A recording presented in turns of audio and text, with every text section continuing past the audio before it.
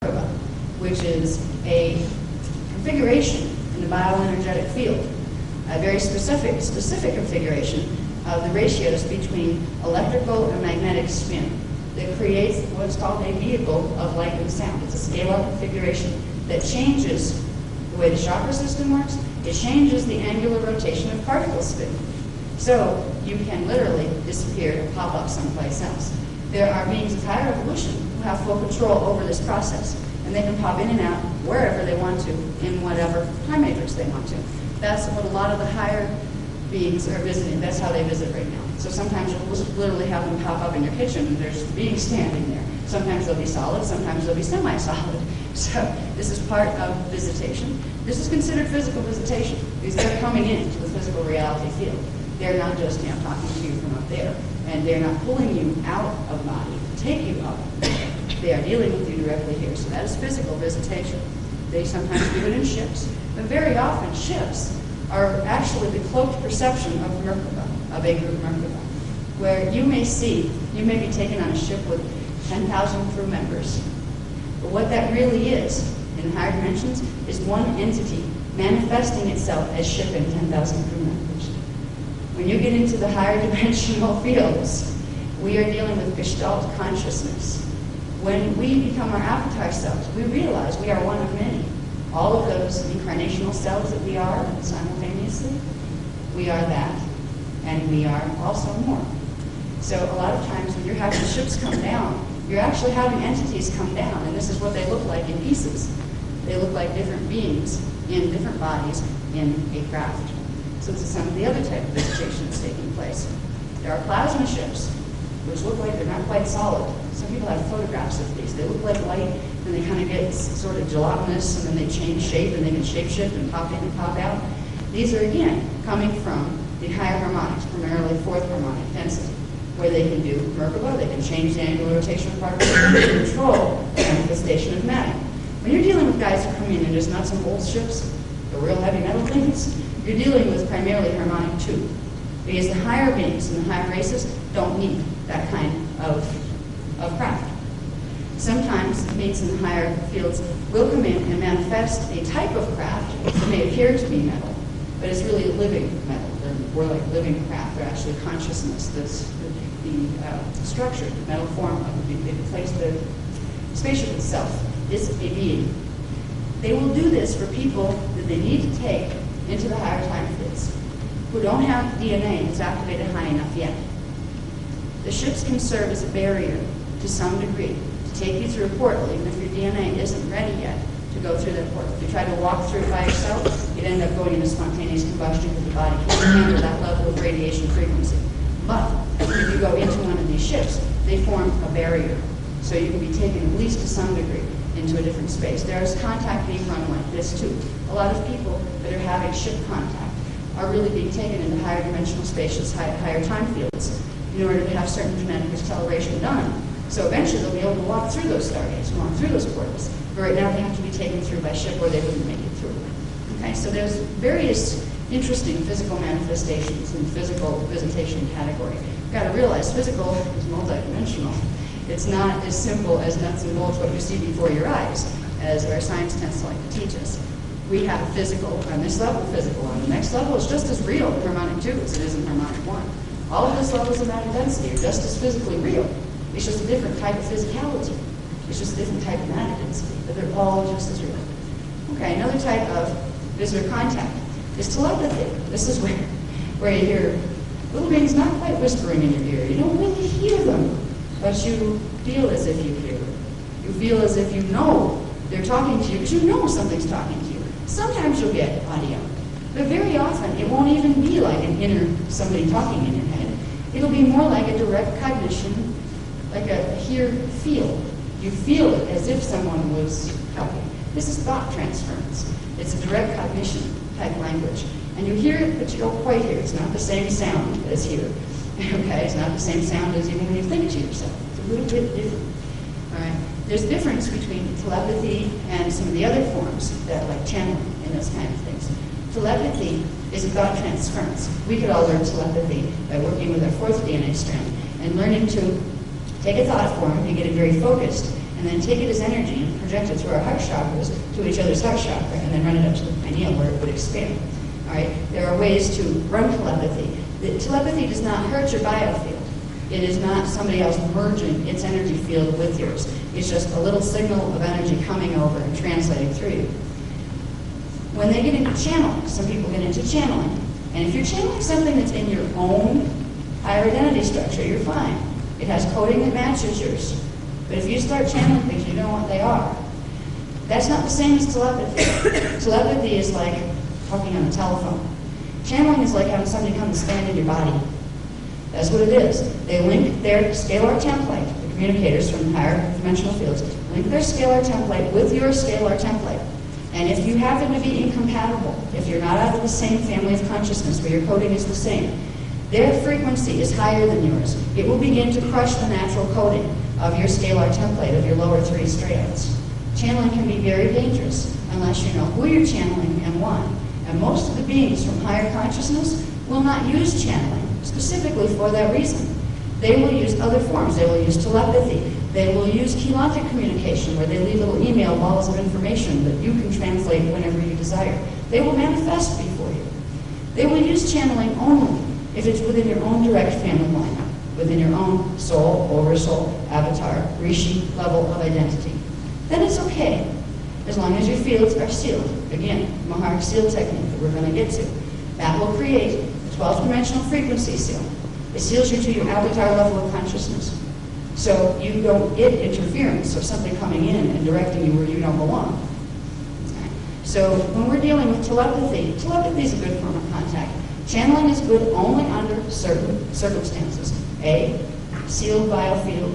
B, only within your own matrix. Otherwise, even if it's a good guy that you're channeling, if it's a good guy, if you're not from the same family of consciousness and have too much code discrepancy between their templates and yours, there's a still high frequency. It's going to start to crush your DNA template, which is going to start to block your own ability to bring in your own higher dimensional consciousness. This is why most Melchizedeks out there will not endorse channeling. They tend to look at it like across the board, this is bad. You know, we don't look at it across the board. We say sealed channeling only, and only within the family lines. And if you don't have the information where you can make those two things happen and be sure they are, then don't do it until you have the information to do that. There are other ways of interdimensional contact. Okay? There's a man named Daryl Inca who channels Bashar, who is somewhere up there, and he says he's an Essassani in the 3rd dimension, so that's still in our 1, 2, 3 there. So he's over here somewhere. What did Essassani fit into the scheme of the good guys, bad guys, all that stuff? Essassani. Oh, I have a little bit on them. They're originally out of the Elohai families, but a lot of things that fell were out of the Elohai families. The Essassani, I think, did he say 3rd dimension or 3rd density? 3rd density. Yes. That's harmonic 3. Okay. That's 9. Yeah. That would be 7, 8, 9. 7, 8, 9. Yeah. Okay, so that would be in the oversoul level. So he's communicating with a portion of his own incarnate self in the oversoul dimensional fields. Yeah. Because the Essassani are, I'm not even sure which exact matrix they came out of because I've not dealt with them directly, but from everything I've known about them, they're fine. They're not manipulators. From what maybe I am wrong. I will admit I have not researched who they are. Well, his information sounds like your information. Oh, that's what we keep whispering over here. Because I have not had any negativity or anything told to me about that particular contact that there was anything negative. Just like with the Athian, I think they deal with the Essassani a little bit. The Memphis ones, I think there's some kind of rapport between those two races. Yeah, I'd have to look into that more. I try to get the basic ones that are directly interfacing here with agendas. There's actually thousands of different ones interfacing. Don't tell us. Okay. Now, another form of communication is our contact. Happens in the dream state. Now, we don't understand our dream state here, at least scientifically, we don't. If we can understand that we have these higher structures of identity, right? We have our D4 self, our D5 self. These are all structured parts of our identity. But we have a DNA pattern that's all chewed up. Its template is not active in the right places. So when you lay your body down and move your consciousness out into your higher spaces, and then bring it back and try to bring back the memory which is stored in the form of frequency, back into the body. It hits that DNA and goes, bleh, it splatters all over the place. So you get fragments here and fragments there. What did that dream? That kind of thing. As we activate our fourth DNA strand, we begin to progressively go from fragment dreaming into lucid dreaming, into astral projection and out-of-body experience. This is all fourth strand stuff. So when we are dealing with beings that communicate with us first in the dream state, what that's really saying is they are communicating with us in the fourth, fifth, and sixth dimensional levels of consciousness. And when we come back into body after our sleep state, where we disengage a portion of our consciousness out into the next harmonic, we will only remember pieces of it, or sometimes not at all, until the fourth strand begins to activate. See, any experience that you have from D4 up, if you're only on a third strand activation template, you're just not going to be able to remember while you're consciously awake in your body. So the more you activate the template, the more you remember. And a lot of the contact is done there because if certain information is given to you on the astral level, that means it's information that's electronically or digitally encoded into the fourth DNA strand template. It's also coded into your astral body. What that will do is slowly that information will downscale and it will drop in frequency and go into the third strand template and begin to enter your mental body where it starts to become part of your conscious awareness. Then it'll work into your second strand template and down into your emotional body where you'll start to get the real feeling sense of it. And eventually it'll hit your first strand template and it'll become really physically solid. I know this is real, I remember this perfectly. You know? So you have this strange memory distortion when you're dealing with interdimensional contact, because it takes your DNA a while to sequence all of those frequencies that are coming in from the multidimensional spectrum. When they're communicating with you or taking you, say, on a ship in the astral body, it's just as valid as being taken in this body. But it doesn't seem real to this body until the fourth strand plugs in and until you ground that experience in frequency all the way down into the first dimensional levels of the self, into the molecular body, into the first DNA strand template. Then you know you were physically there. So there's a level of awakening that we'll all go through in contact experience. It will become more and more real in physical solid terms, the more and more of our higher consciousness we bring in. It's a frequency thing. There's a physics behind it. Okay. One of the other forms of contact that usually is used by the guardian types. Very rarely is it used by the negative types because it's kind of difficult to orchestrate. Chaotic communication. And I've talked about this as being part of the way some of the information in the books is given, where they're able, being so high dimensional frequency, are able to create either in etheric matter or pre-matter form what look like spheres of energy. And they can encode them with digital mathematical instructions that hold cognition, hold information. When those digital instructions are taken and put into the frequencies of a human body, and they can be run through the energy currents that are called the Kundalini currents, that will open up into the natural processes in the body itself. See, there's a natural perception creation process, a holographic process the body goes through just to experience 3D reality. If you put one of these communication spheres in, holds a bunch of information for you, run your Kundalini through it, your Kundalini gives it a signature, it tells it what language to translate it into. It begins to translate it into the scalar patterns that are characteristic to your particular DNA template. You get a language translation in your home language. So this is chaotic communication. It's not channeling where something's coming in and fusing its field with yours. It's not telepathy where something's sending a little line of live communication over.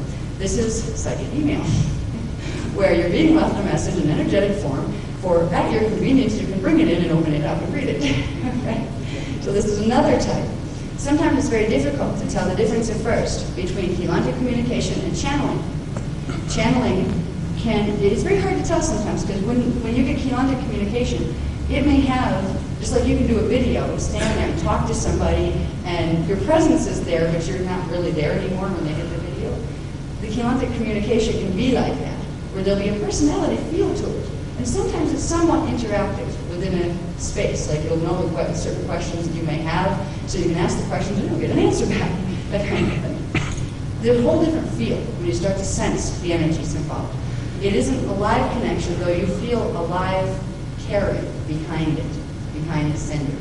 Okay, just like you can feel the the person that you know cares about you from across the country emailed you. You can feel the concern in their words and the caring in their words. Same thing with chelonic communication. That is not a dangerous form of communication. That you will only be able to translate what your DNA can hold. If you have a 12-dimensional frequency transmission there to translate, and you're only at 4th-strand activation, you will only be able to get in 4-dimensional frequencies of that information. So they're time-released. As your DNA activates, you will get more and more information from these chelonic modules, they're called. They're almost like time-released information capsules. Okay? And one of the other forms of the last one of visitor contact is, of course, abduction or invitation or Merkaba teleportation. Now this involves, all right, when we have physical contact, they come in here. When we have abduction and invitation, we go there. Okay? So this is the distinction I'm making here. With when you have things coming in and manifesting down here, they're visiting you.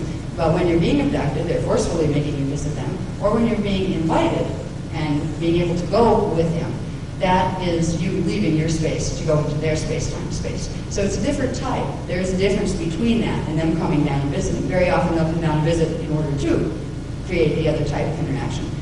But not always. A lot of times you may have abductions or contact invitations that have nothing to do with seeing things. You may just all of a sudden find yourself someplace else. This is a very strange experience. I've had this happen numerous times when I was in training in certain things, where I was simply hyperspace, and I was physically completely someplace else. I've also had the bilocation thing where you know part of you is there and another part of you is in a different time-space frame, but then there's when the whole body goes. That's called entering quadrophase Merkaba, and it literally changes the angular rotation of particle spin so fast that you end up popping out of here, popping up someplace else.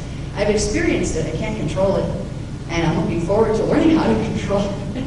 I know the theory, but it's another thing to get the DNA template to clear its distortion so where you can activate that. But that's some of the things we're working on. Right now, we'll have people that are being abducted. Abduction usually applies to negative, okay? Because you're not exactly abducted by the positive guys. You're invited sometimes on the soul level, on the higher dimensional consciousness. You don't remember it yet, so it seems like you're being taken against your will. But when you start to wake up and remember who you were, you remember you'd agreed to it. Okay, it was part of your soul contract, or it was part of your birth contract when you came in. So a lot of what appear to be abductions really aren't. They're just invitations that you forgot about. But it sounds funny, but it's true. And on the same token, there are certain abductions, particularly the abductions that involve medical experimentation. Guardian visitors tend to not do this. They don't need to do this. They're working with the light sound technologies. They're working with scalar technologies. They don't need to leave scoop marks and take genetic material out of you. So if you have those type of abductions, you're probably dealing with Zetas that have something to do with the interior government. They're the ones you want to disengage. Okay? There are higher things to talk to. Okay? So, when I was talking about the teleportation, that is called going into Merkaba. In order to pass through a Stargate, you have to go into Merkaba. In order to ascend, you have to go into Merkaba. I've given a whole workshop on Merkaba mechanics and even on the planetary level, because actually the planet itself passes into the state of Merkaba during a stellar activation cycle. That's why we need to begin to regenerate the ability to do that in our own bodies if we're going to keep up with the frequencies of the planet between now and 2017. Which was May 5th. Which was? The solar, was the sun stellar? Actually, it started on January 1st. Right. On January 1st, the fourth vortex opened and the stellar bridge grounded. On May 5th, the Templar actually opened and the fourth vortex activated. So we're progressively moving into this now. As of May 5th of 2000, we have frequencies of the fourth dimension beginning to move themselves through the planetary scalar grids. This is progressively going to make time move faster. Okay? This is going to affect our bodies if we can't get our fourth square DNA function, because the atmosphere is going to be transmitting D4, and if you can only absorb D3, it's like, if you look at your scalar template of your body that manifests everything else on top of it as crystalline in structure. If you take a frequency that's stronger than it, it's like taking a hammer and bashing those crystals and crushing them. So if you can't receive, if you don't have the fourth strand template beginning to activate, you can't pull in the frequencies of the fourth dimensional frequencies that are starting to come down now through the solar light spectrum. You won't be able to bring it into the body. It'll start crushing the template of the body. It's called molecular compaction. And it's actually the cause of death at all. Human bodies weren't designed to die. It's because the scale up, the ability to bring in the higher levels of consciousness, the higher frequencies, has been blocked. And when that consciousness tries to integrate, it can't get into the body. It progressively crushes the scalar template, and that progressively erodes and deteriorates the body. Okay? We have a great opportunity with the frequencies coming into the planet now, because we can regenerate. We can use those frequencies to very rapidly regenerate the 12-strand DNA pattern. It doesn't have to get us. It doesn't have to harm us. It's just a matter of realizing you have this template to work with, and there are certain things you can do, literally with your own consciousness, to run energy and direct energy, that will begin to allow you to accept that kind of frequency into your body. So instead of it being harmful to you, it's actually helpful. It will help you get more happy. That's why we also gave a whole workshop on coping skills for the coming earth changes. We weren't talking about so much floods and earthquakes. We were talking about frequency changes and the DNA changes and what we need to work with to get our DNA working for us instead of against us, that kind of thing. Because there are some distortions in the DNA from other periods of time, from when the Anunnaki interfered. How am I doing? See people looking at their watches. Can we take a 10-minute break? Just do a stretch break. Does everybody want to take a break? Yeah? Okay. Yeah. All right. We do maybe like 10, because we have to be out of the building for 10:30. And I want to make sure I... Just make it a 5-minute. Okay. Okay. See, I'm scary. I can just keep talking and talking and talking.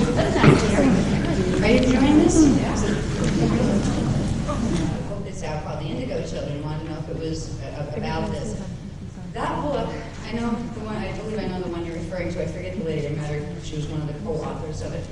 They're studying the phenomena of indigo children primarily through the issues of ADD, attention deficit disorder, and attention deficit hyperactive disorder. I would like, first of all, they don't realize that they're hybrids. Okay, the people that wrote those books, they don't have that information yet. And there's a lot of other people in the New Age movement that talk about the indigo children, but nobody seems to know who they are or what they are. Okay, we've been exposing right down to the DNA content, who and what they are. And I know because I am one. And the book, it gives you some insights into some of the characteristics associated with it. Indigo children can have a really rough time if certain things that they picked up in the DNA imprint from the parental gene code is very distorted. That will cause a lot of problem for them because they come in with the 6th DNA strand activated. That means they're pulling 6th-dimensional frequency and consciousness into the body even as an infant. And if there are distortions in the gene code template that they inherited from the parents, that can create a lot of backed up, built up energy that bounces around all over the place. And they can have behavior problems. They can, autism, for example, is usually autistic children are indigo children. SIDS children, sudden infant death syndrome, is directly connected to indigo children. All right, there are major issues out there that, you know, we don't know where they're coming from, that are directly connected to the indigo children. One of them is what they call attention deficit disorder. But I would like to shatter that illusion real fast, because right now, it's even there, somebody sent me an email about this lawsuit in Texas that's being brought against the makers of a certain drug that's used to treat ADD. They're being accused of creating false criteria, creating a disease in order to have their drug cell treated. And it goes further than that. The One World Order agenda that's being run through the Zeta reptilian races and human Illuminati Nephilim that are associated with them, they are targeting indigo children and the Grail lines because they have the DNA that can override the frequency fences here, and they have the DNA that can get control of the planetary grids right out from under them. What's being called ADD and ADHD are not even real diseases. There is no proof that there's biochemical imbalances that cause them, but they make it look like there's proof. These diseases are not diseases. They've been criteria invented to spot certain groups of people in order to get them under chemical mind control. And that's what's going on with the ADD movement. That's one of the biggest and most right-in-your-face thing that's going on, but we're taught to perceive it as something else. Just like we've been taught all along to perceive humans as one like cluster of beings that are all the same. So we don't ever think about maybe there are portions of us that are part reptilian, maybe there are portions of us that are part Anunnaki. We're taught to see a thing as something different. The best way to hide something is to put it right in front of people's faces and call it something else, and get them to believe it's something else. That's what's being done all over the place, particularly with the ABD movement. The Indigo children are the incarnate members. In fact, every one of them are incarnate members of the Emerald Order of Melchizedek Cloister. There are several types. There are 3 primary types, which I did a workshop on that too, because it's a whole bunch of heavy information. But many of you in this room may be Indigo children. They started 100 years ago with the Indigo birthing program. There's 150,000 of them coming in between now and 2012. So there's a lot to do with that. The books that are out right now, I've not seen one that touches what an Indigo child really is. They're describing symptoms, because that's all that's been available. I have behind-the-scenes information because I've been living behind the scenes most of the time. So does that clarify? The autism, I work with young children, and autism is increasing. And they're trying to get all the children in the classroom Can't hear you. along with behavior problems. The autism is increasing at a phenomenal rate. Autistic children, and they've got sometimes 2 kids in a classroom along with behavior, ADD, whatever you want to call it. It's amazing. The kids are having bioenergetic problems, particularly the ones with higher strand content. And we'll have these problems too. This is some of the stuff that I discussed in the workshop that I had done specifically on coping skills for the coming Earth changes. If we have distortions in our DNA template, it is going, whether we're a child or an adult, it's going to create problems with the new frequencies coming in. We're going to get hypersensitive to certain things. There's going to be a lot of short circuitry going on in the physical body, the mental body, the emotional body. The children that are having the symptoms, and even adults that are having, they like to throw labels like schizophrenia on people who happen to have abduction experiences. You know, the whole psychiatry paradigm is getting to the point where it's harmful to people. Because everything that's happening with 4th strand activation, which is our next natural step of evolution, as we go through the still activation cycle, we're supposed to activate our 4th DNA strand. You get out-of-body experience. You get interdimensional communication. You get all these type of things, and you go to a regular standardly trained psychiatrist, and they will tell you you have a disease, and they will try to put you on a drug to stop it. That is scary. That's why at some point I would like to address groups of psychiatrists and say, why don't you look at this paradigm? This is 15-dimensional physics, and showing where the identity structure plugs into it. Do you think maybe you might be missing something? Yeah? Okay, I do want to get back online here, so we can get through this program. Okay, I think I covered most of these. Let's see. Oh, that's the other one. We got the next one up. All righty. 7 primary methods of visitor manipulation.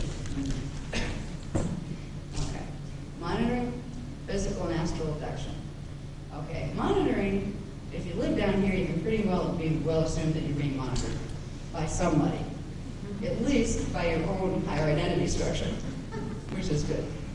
That kind of monitoring is good for you. Because it's just the rest of yourself saying, wake up, so we can get together here and, remember. But monitoring is also being used on a large scale by every one of the visitor races. They're monitoring everybody on the planet to see what is going to happen in the next 17-year period with the negative agendas, including the human Illuminati government. I mean, has anybody ever heard of Echelon? Yeah. This is basically a right to spy on anybody at any time. They do it through the phone lines. Certain key words that you might say on a phone conversation triggers those computer banks to start monitoring your phone calls. And then, of course, there's people that monitor the tapes and that kind of stuff. That's the small level of it. There's also all sorts of technologies being designed to spy on people. They want to know everything from genetic content. That's a big one as far as the negative agendas. They want to know genetic content. Because what some of the agendas, the negative agendas, are trying to do is orchestrate a program of genocide against the races they don't want here, which are the indigos, the rail lines, the regular root race humans that they feel are below their use level. So there's a lot of monitoring going on in all sorts. There are implants that are put in with certain abductions. Some of them are physical implants.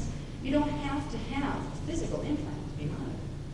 One of the real sneaky little things that they're doing, I think it's kind of funny because we're taught that interdimensional science is not reality, it's fiction. Yet the government is using it very actively and very well. You know, the remote viewing programs they used to do, that supposedly they didn't work, so they gave them up. They didn't give up these programs. But they not only went into remote viewing, which is out-of-body astral projection to spy on things that are not in your physical locale, they also know how to do remote manipulation. These are humans, not just ETs. These are humans that sit in laboratories. They're part of the interior government, and they will go and they will have hit lists as far as people to keep an eye on, people to implant. They can do frequency implantation through the astral field. They've learned to become D4 functional, fourth dimension functional. They started with remote viewing, and it went further. And this is why they're making sure you don't think even the remote viewing went anywhere, because they don't want it to be discovered. That they can literally send people out in out-of-body states, target other people's astral bodies, and implant them, or put in mind tapes. These are like, sort of like telepathic communication, except it's forced, where they can literally create an electromagnetic pattern that contains, just like your computer screen, it's really dealing with a digital language, but it can pull up pictures for you. Well, if you put certain digital configurations in the brain, in the brain waves, it will pull up pictures for you or words for you. They are, many of the government guys in One World Order agenda are implanting people with thought programs. Literally, mind control wheels. It's like a CD playing in your brain, and you think it's you. They're experimenting with these at this point. 2003 is the target. These are certain type of things that are happening with the ET, with the negative ET guys. And also because in, I believe it's August 14th, 12th of 2003, there's something called a magnetic peak happening in the electromagnetic fields of the planet, which makes the dimensional blend much easier. Now, this is the first time, I believe, since 1900 that this magnetic peak occurred at this strength. It's a prime time to bring in infiltration. It's a prime time to start mind control programs. And that is a date that they're aiming for. The August 12th, it's actually, I believe it runs from about August 8th to August 17th is the real range, but about the 12th is when it peaks out. When the Earth does its magnetic grid peak, that's when the negative Illuminati that are involved with, see, I have to make a distinction between the Illuminati involved with the Anu and the ones that are involved with the Draconians. This is the Draconian agenda. They are planning to orchestrate through the HARP program and through a couple of other programs that are similar, that are connected, a mass mind control thing. What about chemtrails? Is that connected? As far as the genocide program. What is? Chemtrails. Chemtrails. There's airplanes flying overhead and dropping all sorts of interesting stuff on us that they keep telling us isn't going to hurt us. They're seeding right now. They're seeding, from what I was told about the chemicals, they're seeding certain inert biological agents right now. And there's a fourth activator that they're aiming for around the same period of 2003 that will create, it's a hybrid virus that they're planning to use with these. It's not being used yet, but it is on the agenda. This is where the stuff gets scary. Where we realize, we look up in the skies, we see these planes flying overhead, dropping stuff on our head. This isn't just fantasy anymore, you know. And I'm not the paranoid type, you know. A lot of the big con is, oh, anybody that starts talking about this stuff, they fit into a category called conspiracy theorists. You know, those paranoid, psychotic people that nobody normal listens to. That's part of the mind control. There's people who do know what's going on, or trying to tell people, but the mainstream is being brainwashed into believing that they're, you know, wacky or something. If we look at the pieces we have sitting before us, we have the HARP project. Do you really think that thing is harmless? There's some good voice about it out there. You know, angels don't play that part, I think is one of them. Okay. It's really worth looking into if you need convincing, because it's all around us. If you learn to see things for what they really are. So, anyway, we have all sorts of issues. And I don't want to go into the scary stuff, because there's a lot of stuff out there already. You can look that up. You can go on the internet and find conspiracy theories from here until eternity. And probably about 75% of them are right. the other 25% aren't. What's most important is knowing that, okay, what if the worst case scenario is there? What you need to know most is what to do about it. And that's what I'm trying to teach. That's why I don't spend a lot of time getting people scared about it. I'm not going to get you scared about something unless I can tell you in the same space how to fix it or how to handle yourself against it. Because I look at it this way. If it was all so bad and doom and gloom and there was no solution, I would rather not know, personally. I mean, if the world's going to end and I was going to be destroyed and there's not a darn thing I could do about it, let me enjoy my last few weeks or years or whatever. Don't even tell me. But it's not that. That's not the case. It doesn't have to go this way. There are things being orchestrated now within the Guardian nations that are trying to stop this thing of 2003. And we may be able to do it. The Peru trip that I'm going on in August that we've been asked to do some grid recoding is part of this too. So there's a lot being done. We're part of it. It's multidimensional, many thousands of different races involved in this. So I don't teach people to focus on the worst case scenario. I teach you that if it happens, you already have the tools, the personal tools of integration and learning how to handle your space. Worst comes to worst, if it gets really bad down here, you take a Stargate out. And that's an option that has not been here in thousands and thousands of years. But it will be here. If this place doesn't turn out real well, if the plans to get things back on course here don't work well, there are evacs planned. But they're only going to be able to be done with people who have the DNA that can pass through Stargates. That's why the Guardians are introducing the bioregenesis programs. What's nice about the bioregenesis programs, something called critical mass. And this is one of the things that the reptilian government people really want to stop the indigos for, because the reptilians, the indigos know about this.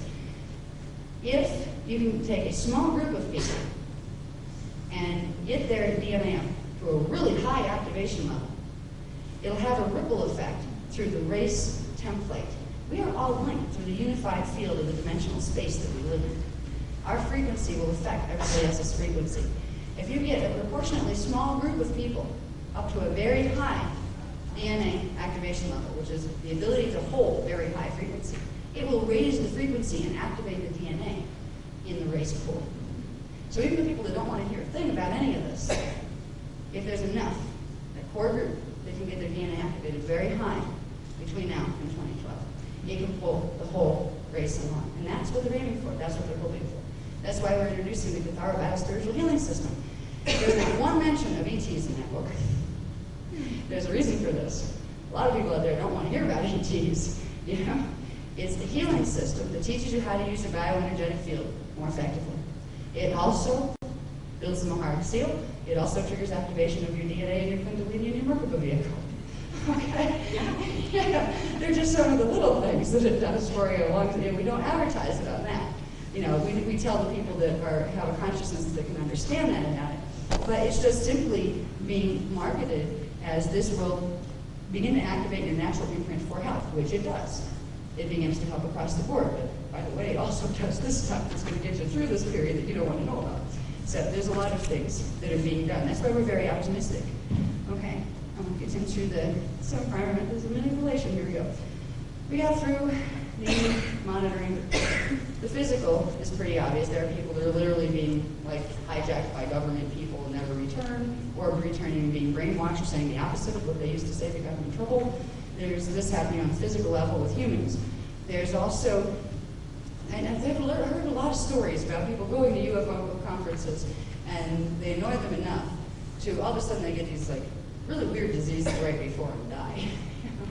What you don't usually hear about is the fact that some of these electromagnetic pulse technologies can be very specifically targeted, and they can disrupt the heart rhythms, which means they can induce heart attack.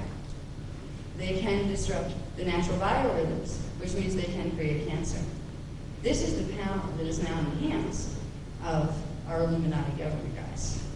And it wouldn't have been in the hands of them if the Zetas hadn't given it to them between the 1930s and the present. So there's a lot of really weird things going on. But again, if you know how to do the Mahara seal, if you get these techniques moving in your field, those EMP technologies are not going to work on you. They can beam at you all they want, but those frequencies in your field will buffer them. They'll send a signal back. There's also ways to I usually don't do that because I just let the universe take care of balancing things, but you can also reflect things back. If you find something throwing energy at you that's meant to harm you, once you get D4 functional and start to be able to see in the astral level a bit, you can throw certain pulses back. You know, just what it threw at you, just throw it back in the same vector or the same line of transmission, and it backfires on them. You know, but I try not to get into psychic combat too much. There's higher things to do. You know? But anyway, these are some of the things going on. We have the astral abductions where they literally pull part of the consciousness, the part of the consciousness that's associated with fourth dimensional frequencies. That's your astral body, your astral mind, your astral consciousness. The good guys and the negative guys both know how to initiate out-of-body experience on people. They can both pull you out of body. Once you learn how to pull yourself out of body, nobody else can pull you out of body unless you want to go. So that's part of the reason we teach out of bodies. Once you get D4 functional, they can't mess with you in D4. And what the really wonderful thing is about all of this, we have a 15-dimensional matrix. And the government guys and the negative reptilian guys that are working down here thinking they're so hot because they're messing with everybody on D4, most of them can't go beyond D4. If you can learn to go D5, they can't do a thing to you. This is why raising consciousness, which is the same thing as activating higher DNA strands, which is the same thing as building your Merkaba vehicle and activating your Kundalini, they're all connected. Once you do this stuff, you're out of their league. They can't mess with you. And this is why they're trying to suppress this information. They have tried to suppress it for thousands of years. Because you cannot control someone who's in control of themselves. Okay? Now let's see. Okay, scalar mind control. I was just talking about these. The EMP technology, scalar pulse. Okay, bioneurological blocking. This is something I just want to address briefly. I think I mentioned it earlier in the first lecture. The Zetas use this a lot when they want to immobilize you to take you on an abduction. They usually use it through a mechanical apparatus. Looks like a little silver wand type thing. And it casts certain frequencies that interrupt the brainwave patterns, particularly in the areas of the brain that control motor skills and movement. And they're able to create what's called a bioneurological block, a temporary freezing, where you have no motor abilities left because they disconnect the brain from the motor abilities, from the nervous system. So that's a technology that's used a lot with the Zetas. The Guardian Zetas, the ones that work with the Guardians, very rarely will use that unless somebody goes into panic. Now, it won't hurt you if it's used in the right way. And if somebody, if you know, a little gray that's a good guy appears because they've been asked to, because the person's soul matrix said he wants them to start having contact so they can start realizing they had a contract for these things, and the person freaks, they're scared to death, you know, because of the encounter. Sometimes it will be used to calm them until they can be taken and counseled. But very rarely. Where it's usually mostly used is with negative abductions, where they're taking you in for medical experimentation and that kind of thing. Okay. Again, if you know how to handle your biofields, they can't run it on you. If you have, all you have to do is when they try to, if you see a little gray pop up with a silver wand in his hand, pull up your Maharic seal, and it's not that hard to do, and you're going to get the papers up tonight, and I'm going to run you through a quick version of it. First of all, you may get a very strange reaction from that little gray. They kind of do one of those, like, uh-oh. And it's like, does not compute. They do this mental thing back to command center. They don't know what to do with it. They're only little robots anyway. They're, you know, some of them are biological, but they don't think for themselves. So you can actually take the upper hand in an attempted abduction experience by knowing how to handle your biofields. And then you get your pillar up, your Maharic seal pillar, and then you go, what do you want? You know? They're not used to this kind of thing. So there's a lot of advantages of learning the scalar for template technologies. All right, another thing I wanted to address, this is one of the reasons I didn't want to get myself in trouble staying for the crop circle meeting, because there was a lot of wonderful things I'm sure that the gentleman had shared, but I didn't want to put a frequency out in the room that started stimulating question asking in a way he didn't want to go into. Crop circles are actually, they began here, as a form of mass scalar frequency mind control.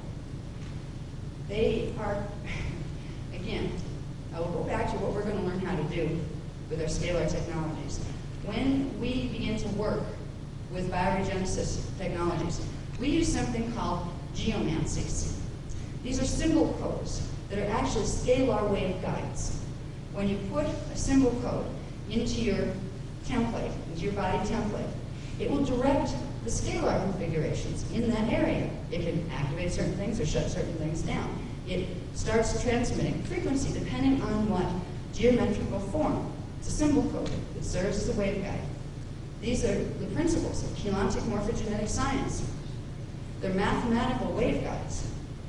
We use them in the body when we're working with cheilontic science and cathara healing to stimulate the DNA, to reactivate the templates.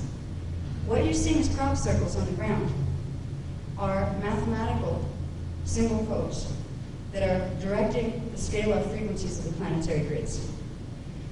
They transmit frequency in the ultra-low and ultra-high frequency bands.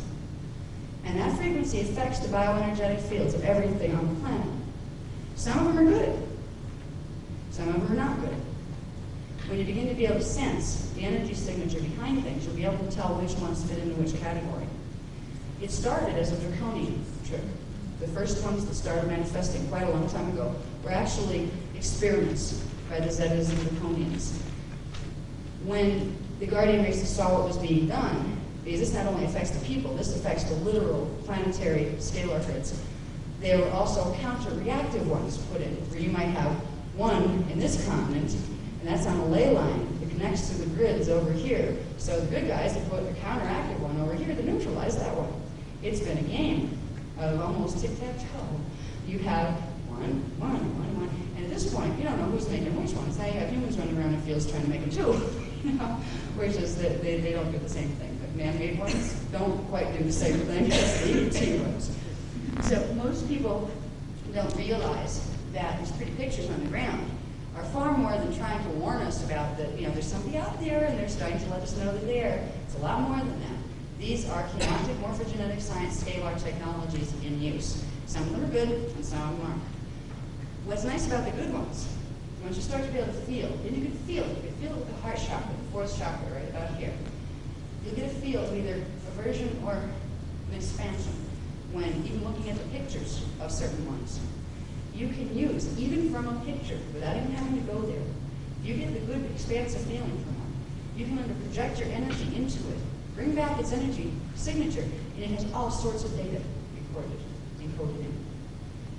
You can tell by how it affects your heart chakra, which is connected to your astral body, which is connected to your E2 emotional body and your second chakra. You can tell if something is good for you or not, and you can take the benefit if you find a crop circle. If you see a picture of a crop circle that's good, you can learn to move part of your consciousness into it through the heart chakra, and then inhale it back in and take an imprint.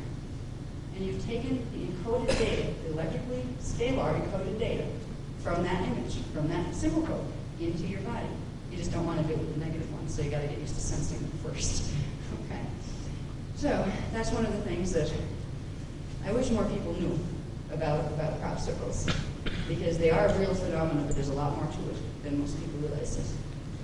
So if the farmers go out with their plows and tear all that up, does that change it? It doesn't change it any more than if you took a marker and say you were going to induce a certain symbol code into a certain chakra, and you drew with a marker on your body the picture of the symbol code, and you brought it in through the natural processes of breathing, and then you washed it off. You still brought it into the template, and it still has its effect.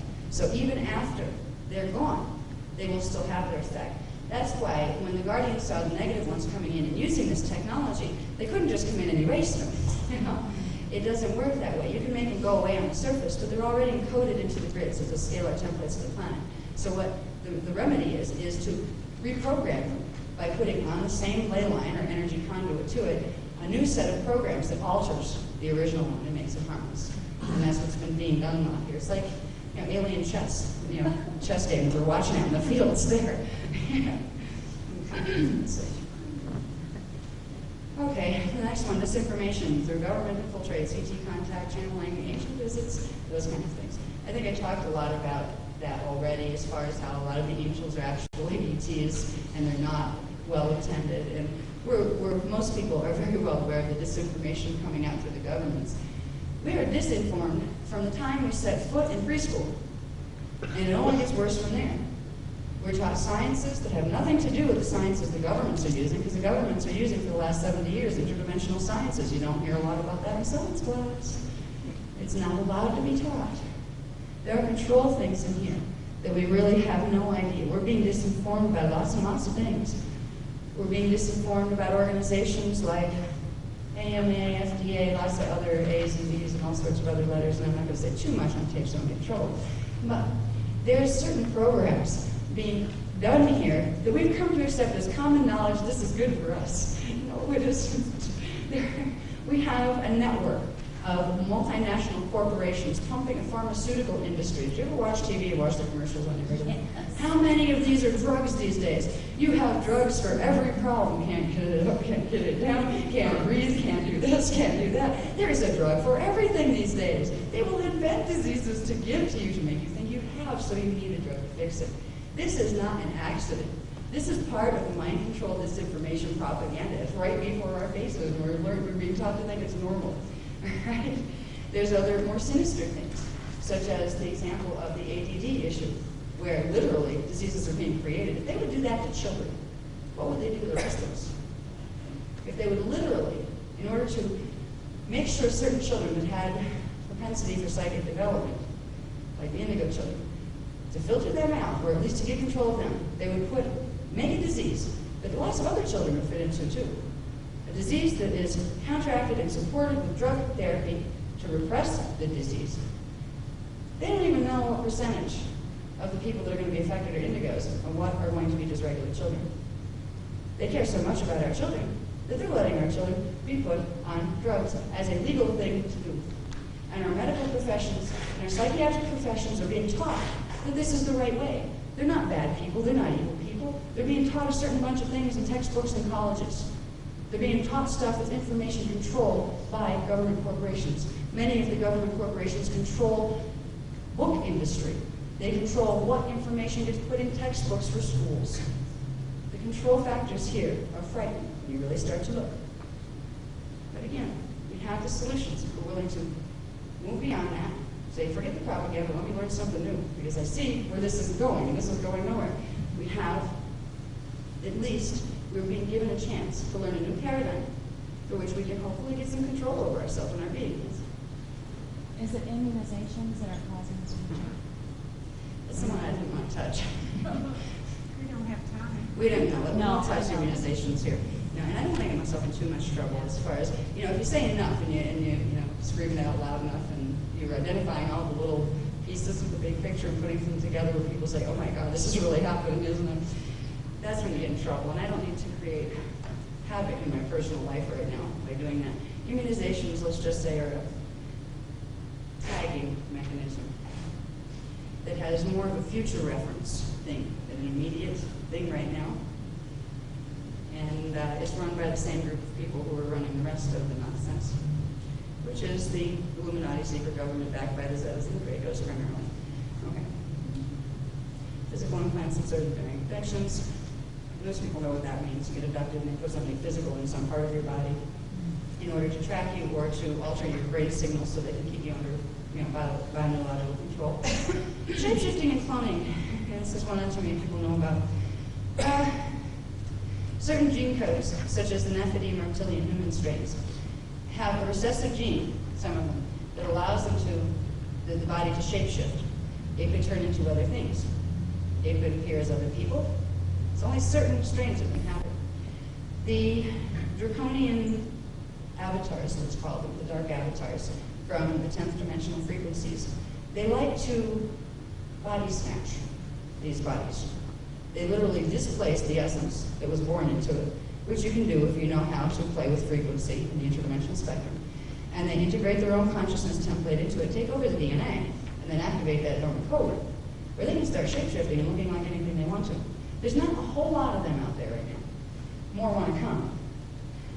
So that's one of the things you don't hear too much about. Another way shapeshifting is used is some of the draconians have the Dracos, not draconian. The Dracos that are half human, half Dracon, they still look like Dracon, but they have certain ones have the ability to temporarily trigger the human level of their gene code where they can appear human. So there's a lot of this kind of stuff happening. In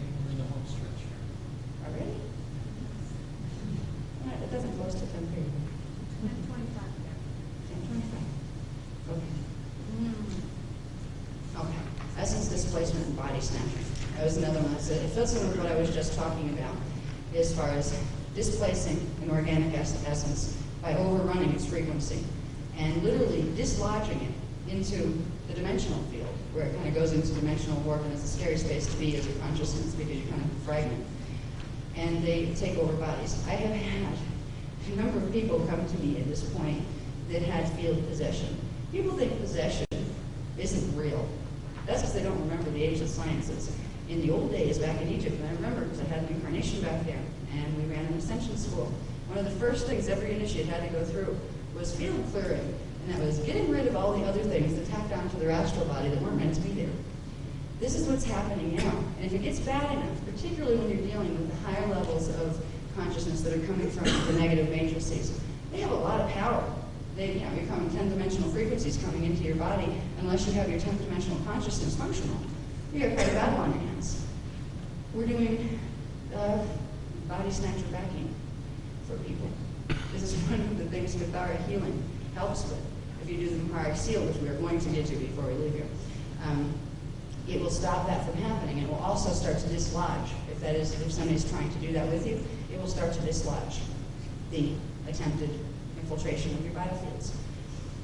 The real reason that the Guardian Alliance is pushing so much of the information on bioregenesis right now, part of it is to give us back the ability to do ascension. But the most urgent part is so we don't get blindsided here and have a whole race end up field possessed by the negative matrices. We're really not ready for this level of stuff. We could have walked into this a lot easier than crash. Here's geologic science, and you crash, here's bioregenesis, and you're kind of left like, what? Because we're not taught this stuff. This is the key to getting us free. Later we plug in the details. Later we worry about how to figure out, okay, where does physics and all that fit in. Now, since we don't have so much time left, and I can go for like 20 minutes on each page, I'm gonna get one of these for each of you. So you will have all of the stuff that's in here.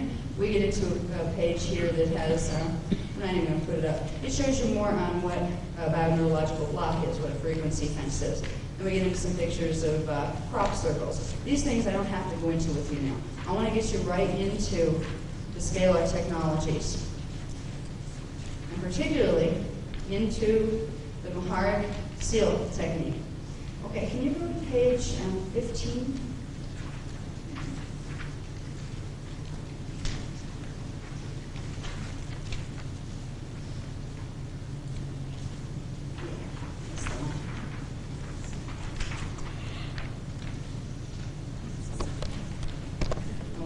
Now, what we're going to be looking at in this diagram is over on this side. This is part of the Cathara healing program. It's more complicated, and I have to do a course on that for you. But what I want you to know is about these things. Can you lift it up a little bit so you can see the bottom, please? Okay. Now, these things here, just letting you know a little bit. They're part of the body template, okay, the scalar template of the body. They are dormant right now. They're called shields. They're crystalline structures. Crystalline meaning that they're composed of scalar wave grids that are formed on helons and particuli grids. They're dormant parts of the natural anatomy that become active as energy fields within the bioenergetic field once certain levels of the DNA are activated and once certain energies are run to open certain chakras. Now, when we teach the chakra system, we teach a 15 chakra system, and we're going to get into that structure in the Sunday workshop. We're going to get into the structure of what you have there, where your 15-dimensional anatomy is, and what plugs into what. But right now, to understand the Maharic seal technique, there's going to be a certain symbol, which I'll talk about in a minute, that's going to be used. We have something called a main vertical current. It's a current of energy that runs down the center of the body and runs down into the Earth's core. It connects each of us to the Earth's core. It also runs up the top of the head and out into space into the higher levels of your own morphogenetic scalar structure going up the dimensional fields. Okay. We are going to use a particular symbol code that activates the 12th dimensional frequencies. We're going to run it down, main vertical current, down into the Earth's core, where the 13th chakra is. Then we're going to use the breath to do this too. breath is the key. Okay, the breath will push or pull. That's how you push or pull energy through the body system. If you want to pull energy up, say, from the earth through your feet, you inhale. If you want to project energy from the fourth chakra upward, you go, you blow it upward. So there's push-pull with the breath. The breath activates Kundalini. And the Tibetans used to know this. They have a lot of mantras and breathing rhythms and all that. We're going to use simple inhale, exhale, breathing things to direct the energy of this symbol down to the earth's core. The symbol, because of what it is, a scalar guide that will stimulate into activation dormant scalar imprints in the planetary grids. The planetary grids, the scalar grids of the planet, are called the planetary shields. And they are the same thing. We have our personal shields. They're frequency spectra that open up once certain coding in the scalar fields are activated to bring certain frequencies to life. So we will be taking a symbol code, bring it down to Earth's core, using that to first activate, momentarily, the planetary shields on the 12th dimensional level. Every time we do this, it helps the planet to hold 12th dimensional frequency, which means it helps to create a frequency barrier for protection in the border system. So we're helping the planet every time we do this too. Then we bring it back up through, from the Earth's core, back up to a position 12 inches below the feet. That is a spot that doesn't have a thing like this on it yet. It has a little crystalline frequency, standing wave pattern, that once it's stimulated by the energy from the Earth's shield, will begin to activate its own shield. This, once it activates, is called the Mahart shield. That is the part of your scalar anatomy that corresponds to dimensions 12, 11, and 10. That holds the frequencies of your consciousness and the frequencies of your higher dimensional identity that correspond to that harmonic 4. We activate this, and using the breath, then we bring the symbol back up, bring it up to the heart chakra, and then up towards the 14th chakra, which is about 36 inches above the head. This creates a live line, a conduit line, between the earth energies and your energies. It activates your Mahart seal, and after a few breaths, this seal, this configuration that forms in the auric field, will literally pop and change into a standing pillar of energy that runs from the Earth's core all the way up to your 14th chakra. You end up standing in a pillar, a scalar pillar of energy. And when you work with this, like frequently, you can start to feel this thing around you. And then you can start to expand it and include other people in it, which helps trigger their Mahart shields. This is a part of our anatomy. We should be taught about from kindergarten. We haven't been able to remember in thousands of years. The technique is not too hard. Well, it depends on what version you get to. We're going to do a real simple version tonight, just to give you the idea and to get you started. Also, by doing it with me, even if it's a simple version, just once, because my shield is activated, it'll start transmitting frequency into the room, which will start affecting your Mahart shields. Now, if you don't want it done, that intent alone will block it, because you all have free will. And it's not my job to, impose Mahart shield activation on anybody. But having the frequencies running through that the guardians are able to run through my DNA because of the activation in it, it will provide a field in the room that will assist everybody who wants to try this to hold that frequency a little better, to get used to doing it yourself. So that's why I'm going to run you through a quick version. In this package that you'll get, if they haven't done tonight, I think those will get them tonight. If not, we'll have them ready, for tomorrow. There's a little bit longer version. It's still called the temporary version. That works good. That one I would suggest you would read onto a tape yourself. Even if you can't remember the steps, it's okay. Just read it onto a tape, put your headphones on, and just follow what the tape is telling you to do. It's still creating the same effects in your biofield.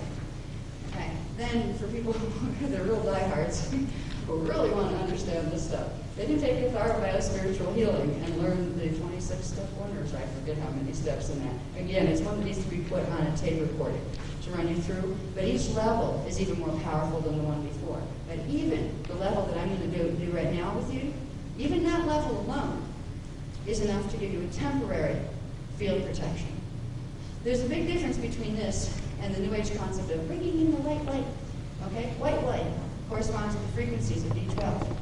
However, if you cannot ground or anchor that frequency in your DNA or in your body template, it's not going to do you a whole lot of good to put a white light bubble around you. It'll sit there, but anything can still go after you from the astral level. You're not anchoring that energy. What the Maharic seal technique does is it activates in the DNA template and in the body template the configurations of scalar standing wave points that can hold that frequency. So when you begin to run the energies, you will be able to hold them in the body, not just have them floating around and dissipating around you, like that's what happens when you do this without anchoring it.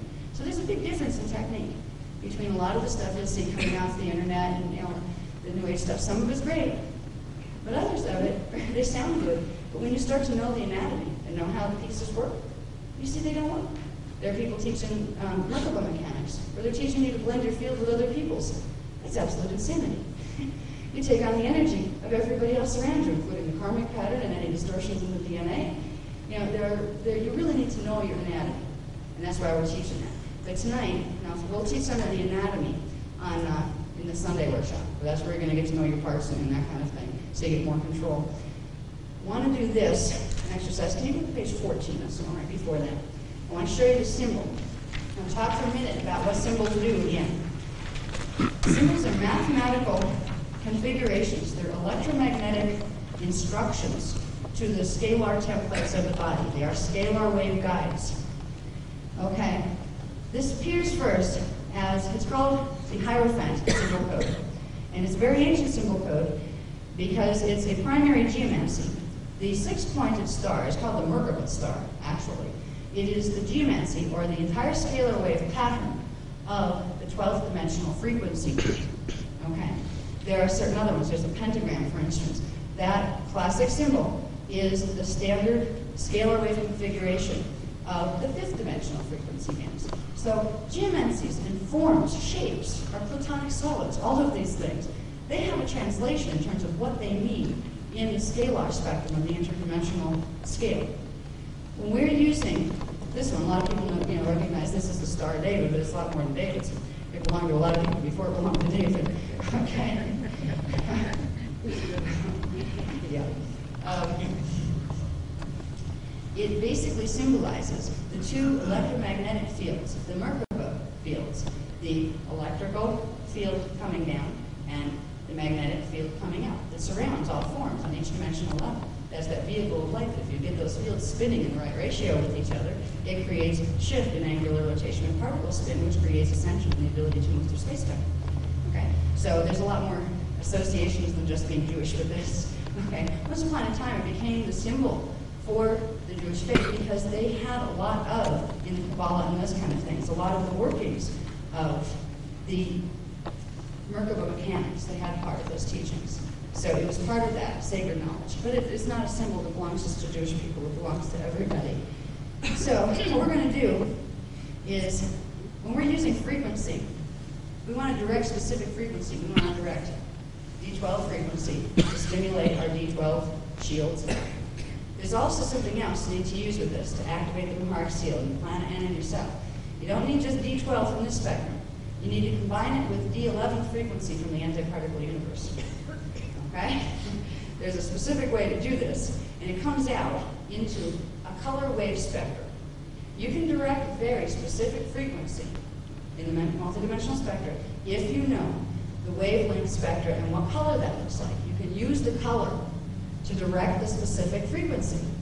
And that's what we teach in Cathartic Spiritual Healing. We give you the frequency charts all the way up the dimensional scale, so you know when you're using a certain color, what frequency you're directing. Now, when we're doing the Maharic seal, we're going to be using a combination of the 12th dimensional frequency that comes out to look like white, the color white, and we're going to combine that with the 11th dimensional frequency that is actually called silver black. It's a very dark silver. It's into black light spectra. When you put the two together, you get a pale silver. So pale silver is going to be the color that we use to direct frequency. We are directing scalar waves again. Okay? So we're going to visualize a 6-pointed star, which is actually 2 6-pointed stars put together. So there's actually 12 points there, but they're put together. You have one in white and one in dark silver. You end up with a pale silver 6-pointed star that is really a 12-pointed star. It has all of the frequencies of the antiparticle side and the particle side going up, enough to activate the Maharic seal in the mind.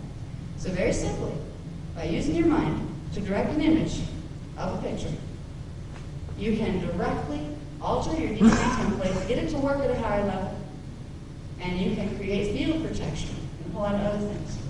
That's why I say if there's any one technique you're going to learn this one. Because this sets the Maharic seal will create the Maharic shield activation. That Maharic shield is your perfect imprint. That was when you came in through the pre-matter levels, your avatar level of identity, before distortion occurred down in the middle fields. That was your perfect imprint that you came in on. That can be used to regenerate the perfect imprint all the way through, clear out all distortions. It can clear out the karmic pattern, it can clear out health problems, it can clear out all sorts of things. And it can also make PTs that are not nice close off. So, can somebody do the lights in here? I like to do these with lower light. Did anybody know where the lights are? It helps to concentrate by toning down the light a bit, so you can focus on the inner instead of being distracted by the outer.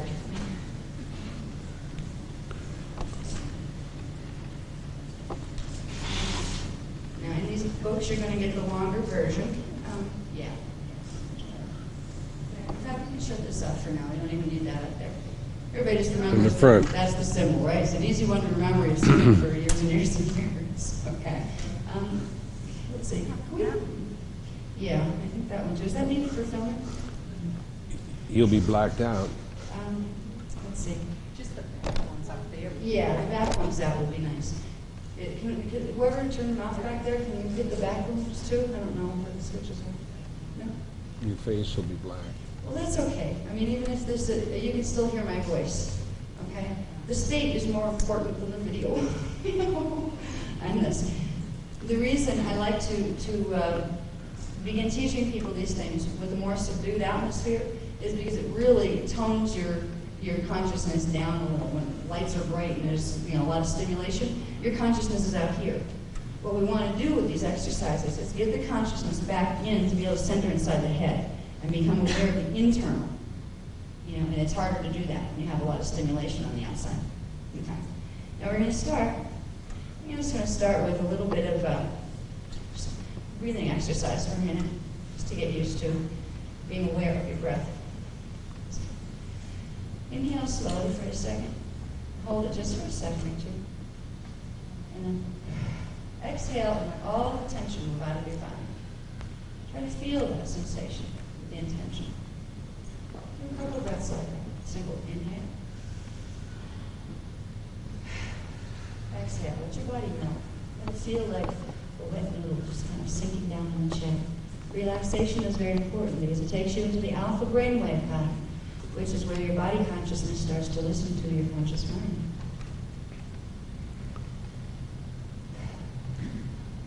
I'm casting a frequency now, and I'm hoping it'll kind of, I've been talking at a very high pace most of the evening. I'm going to try to slow it down now.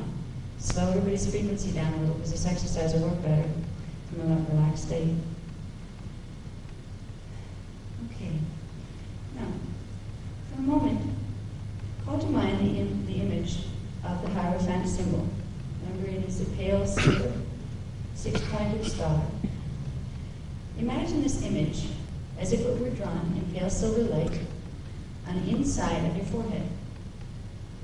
That's the location of your sixth chakra.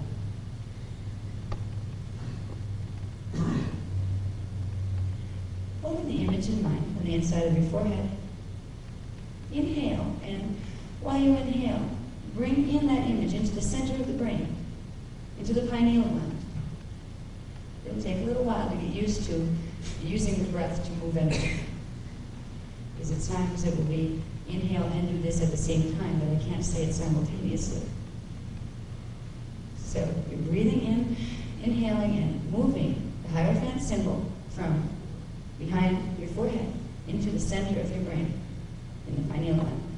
It is now positioned over the main vertical current of the body, where it can be moved up and down through the chakra system and through the body template. We're going to use the breath again.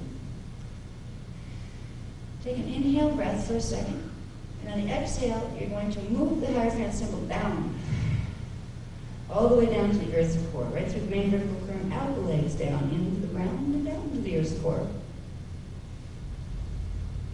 And if it didn't go down with the first breath, take another inhale and push it the rest of the way down, because sometimes you can feel it. It gets stuck on quite down. Now, breathe normally and hold the image of the Hierophant symbol in the center of the earth core. Just imagine what that might look like. I'm going to use the breath for a moment to activate that symbol so we can activate the scalar shield of the planetary grid momentarily. Inhale again, and this time, send energy down into that symbol and out. Out on horizontal plane. See the symbol expand out into a disk of crystalline energy. And now the Hierophant symbol is in the center, and there's a spinning disk deep in the Earth's core, right about halfway through, as if it was the disk of spinning energy, halfway through the Earth. When you really want to make this exercise work strongly, you would take several steps, several times. You would breathe in and send more energy down into the Earth's shields. Because the more energy you send, the more energy it will send back up to you. But for now, once is enough. So now, with your attention down in the center of the Earth, at the Earth's core, the Hierophant symbol at the center of the Maharic shield of the Earth, we are going to use the energy from the Maharic shield of the Earth to activate our own Maharic shield. Remember in the discussion, our Maharic shield is 12 inches below the feet. So what we're going to do now is we're going to use the inhale breath this time to inhale the Hierophant symbol up from the Earth's core to a point 12 inches below the feet. So inhale and visualize the Hierophant symbol moving up to a point 12 inches below the feet. And then exhale gently. And when you get accustomed to this exercise, as you make that move of inhaling the Hierophant symbol up, you will notice that it also takes with it a cord of energy from the Earth's core, as if the Hierophant symbol is now attached, and it has a tail. And that tail connects to the Earth's core energies, and the Hierophant symbol drags that energy up to the point of your own Maharic shield. It's a silver cord of energy. Try to sense the silver cord of energy that runs from the center of the Earth up to 12 inches below your feet. That's going to be your energy feed line. It's called the Planetary Biofeed Interface System.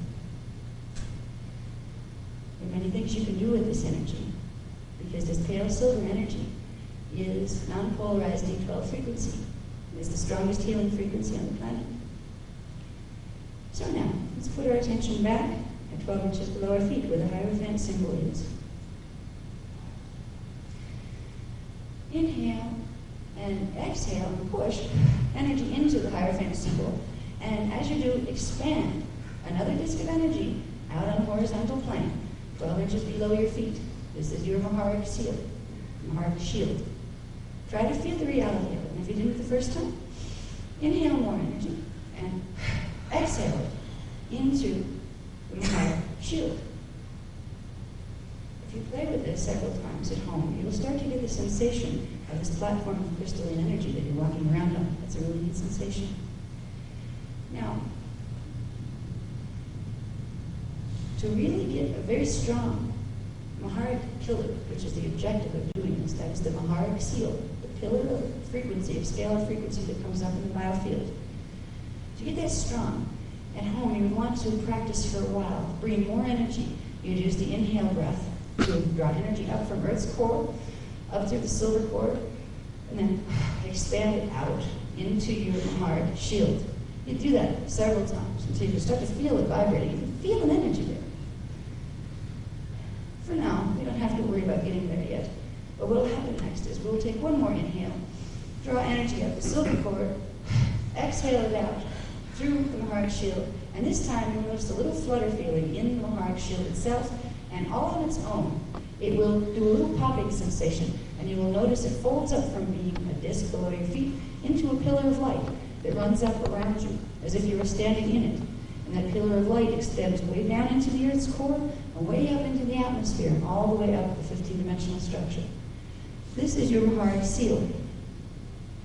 You can strengthen this further by imagining again, still positioned down below your feet, 12 inches below your feet. You have the Maharic, the silver star. You have the Hierophant symbol.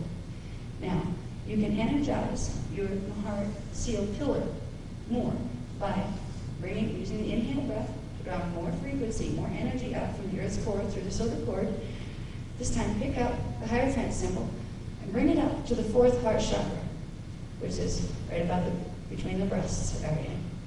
And then exhale that energy out into the 4th chakra.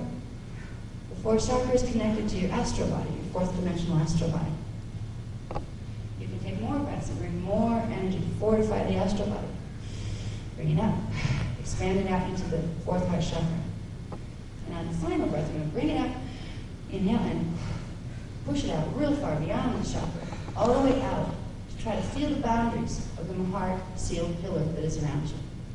You can literally, simply by breathing out, by normal breathing, every time you inhale, you're drawing energy up from the Earth's core, and every time you exhale, you're exhaling that energy out into your heart pillar. You're fortifying the heart seal in your field. Try to feel the sensation of the energies that are running.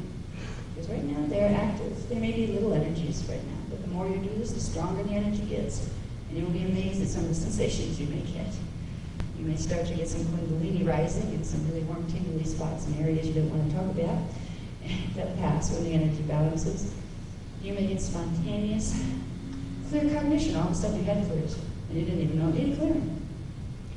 If you work with this technique, you can show yourself the magic and the science of scalar group mechanics. From this space, I'm going to take you a little bit further, and this isn't part of the Maharic seal. What we just did, this is all you need to do for the Maharic seal. The more complicated steps that you can do on audio tape, read it onto the tape yourself, they will help make this stronger, and they will help it bond into the DNA even more.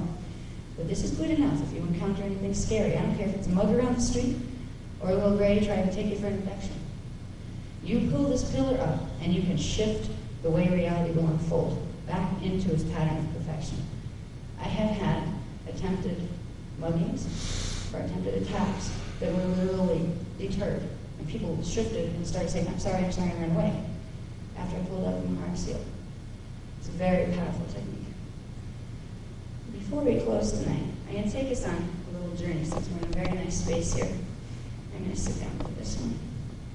It's one of my classic journeys into the interdimensional spectrum that I've done a lot in New York City, and they're usually very spontaneous.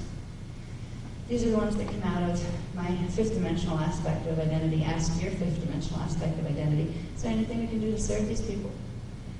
And I just get guided to do something. So that's what is happening now.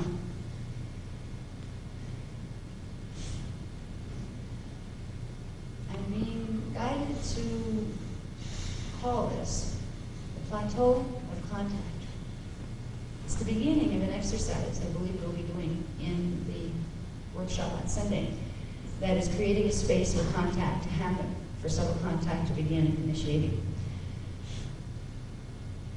I'm getting telepathic dialogue right now from the Guardian Alliance. I have that on a daily basis. They're always in tune with me.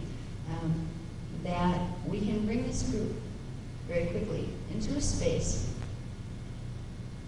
where they can begin to feel, at least feel or sense, the presence of the Guardian Alliance. It will be done also through your own soul levels of identity. So you're not exposing yourself to anything that will cause you harm or get you off your own natural path of evolution. Okay.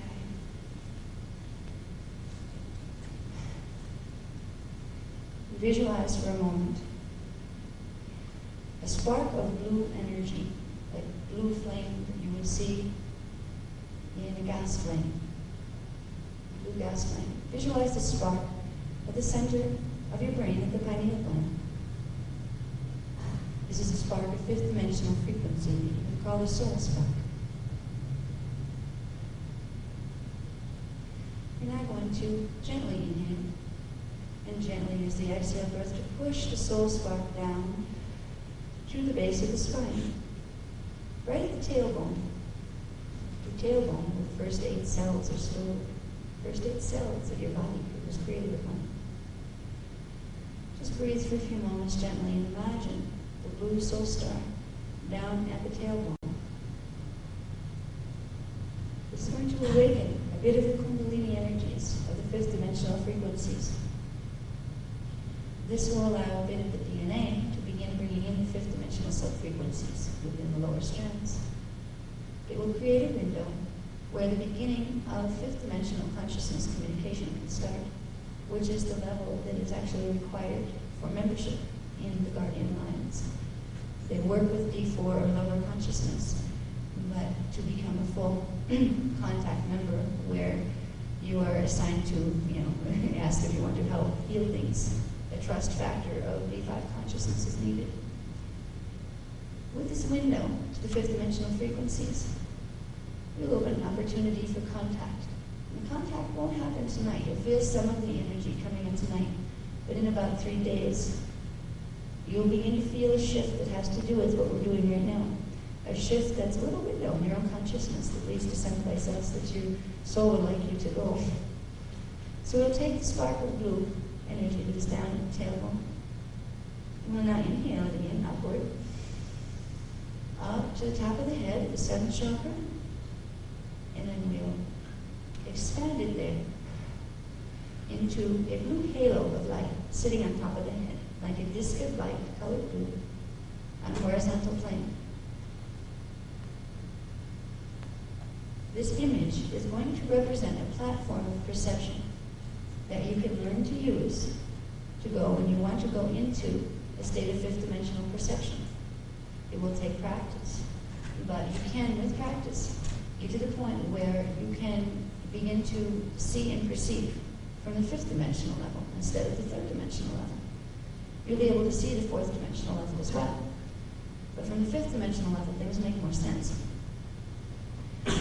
So now with the blue halo spinning on top of your head, we already have our Maharic seals up. I want to stress this. We are going to do a group endeavor where we create one large blue halo hovering in the room like a platform, like a flat spaceship. But don't ever do this kind of exercise with any group unless you have your Maharic seal up, because that seals your personal fields. So you can join in group endeavors without jeopardizing your personal self. There's trickery being done in some of the New Age teachings that will teach you to do something like this without teaching you how to do the Maharic seal. Your fields are sealed right now, so you are safe to do this. Imagine now that the halo of blue energy that spins now above your head, feel it spinning, and the direction doesn't matter. It will spin whatever is most natural for you at this moment. Feel it growing and starting to spin faster, and feel it expanding out and outward. And start feeling it touching the person sitting next to you, touching their field. Start imagining now a large blue halo of energy spinning about maybe 2 feet now up above the group, in the room, with a blue platform of energy. There is a reality scape on top of that platform. You can look at us on the underside of that platform as on one side of the veil. And what's on top of that platform is what's on the other side of the veil. So the platform can be looked at as a veil. You can now take a portion of your consciousness and make it into the form of a small white spark of light. And gently drift. You don't have to use the breath, you can if you want, whatever feels natural. Drift that white spark of your attention up through your crown chakra at the top of your head, then up into the air directly above your head.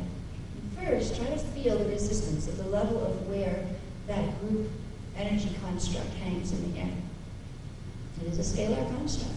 Boxcar things, they create scalar words. Try to feel the little spark of your consciousness, a little resistance. And when you feel that, you will know you're hitting the bottom of that scalar pattern that we created as a group. Once you hit that resistance, breathe a little bit, be aware of the body, and then inhale, and push yourself through that resistance zone. And quickly, try to feel yourself as a little spark of energy, little spark of energy sitting on top of the platform. Try for a moment to scan what's around you, try to see. You may see at first everything is in a cobalt blue color. dark blue background and a light cobalt blue line work, as if it's a grid. You're beginning to see the fifth dimensional frequencies.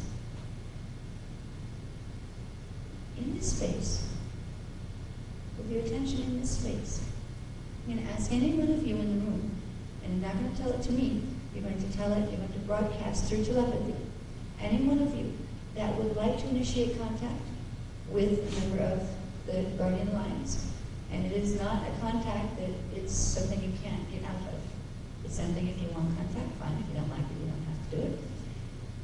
This is the place to go and ask for contact, for communication. Try to position yourself there now as a little white spark of light. And for a moment, imagine that white spark of light is stretching out into a body, just like you have down here, and all of a sudden you have a little double body, a little body of you that's sitting up there. Take the chair with you if you happen to be sitting down. So you see yourself sitting in a chair now, up there, up in fifth dimensional frequencies. And now imagine that the whole group, this whole room, actually has a version of itself transposed up there in fifth dimensional frequencies. But it's all blue. Imagine it is like a photograph that was taken just with blue filters. That's the frequency of the fifth dimensional frequency, the wave spectrum, primary length, blue. Now, from the area that would be behind me in this room, imagine in the room up there that you see three beings walking towards you, coming into the room from the area behind me here.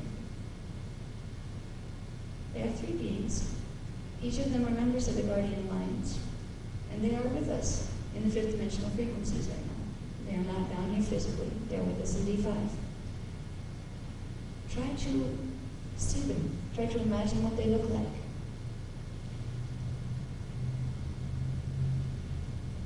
Try to sense their presence with the body of you that's up there in the fifth dimensional frequencies.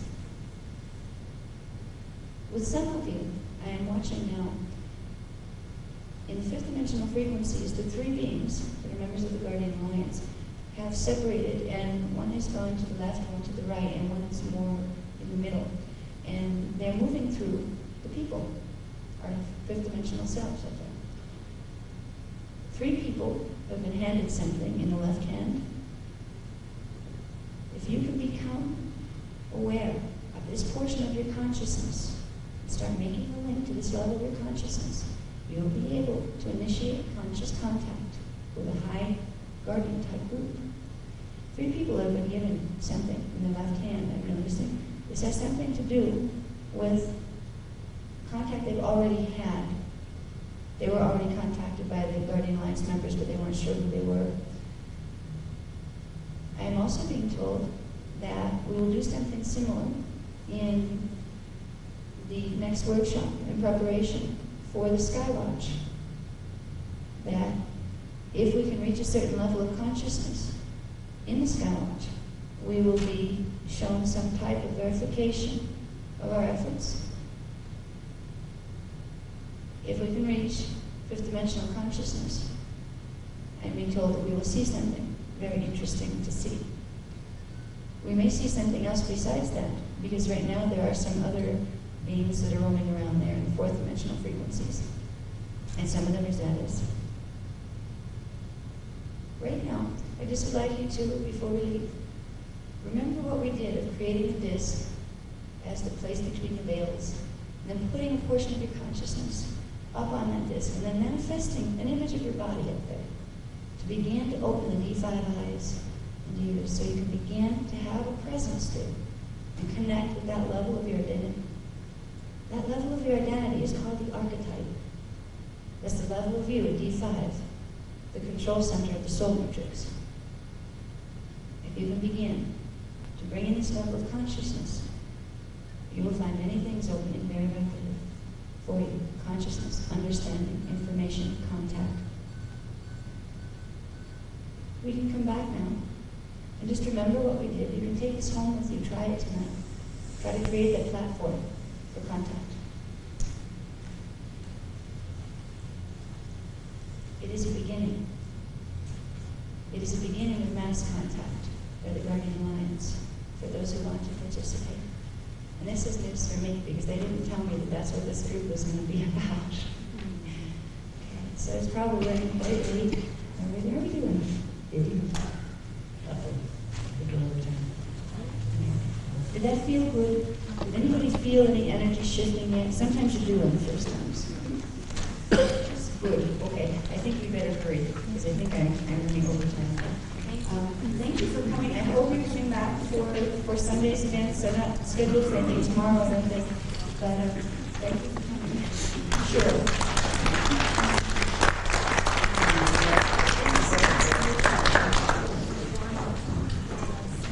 In this workshop, preparation for contact, you're going to get a crash course in something that I have done almost on every one of these. I've done single workshops on. Now, it's not that important to understand and remember every detail. All right, there is a chart pack to this, and we'll do it on a love donation, which is, we're going broke on this, but if you want the information, I want you to have it available. Everything that's in here that we may have to go by too fast, you can have in the, in the chart pack. Okay, so one of the first things that we're going to get into is, before we get into the first thing on the list there, I'm going to cover a little bit, because we didn't get to cover it in the first lecture, are the DNA sun matrices, which are basically the templates of the different stellar races, and where the human fits into that, and where the indigo humans fit into that, and hybrids, just so we have an idea, a little bit clearer idea of what I talked about before.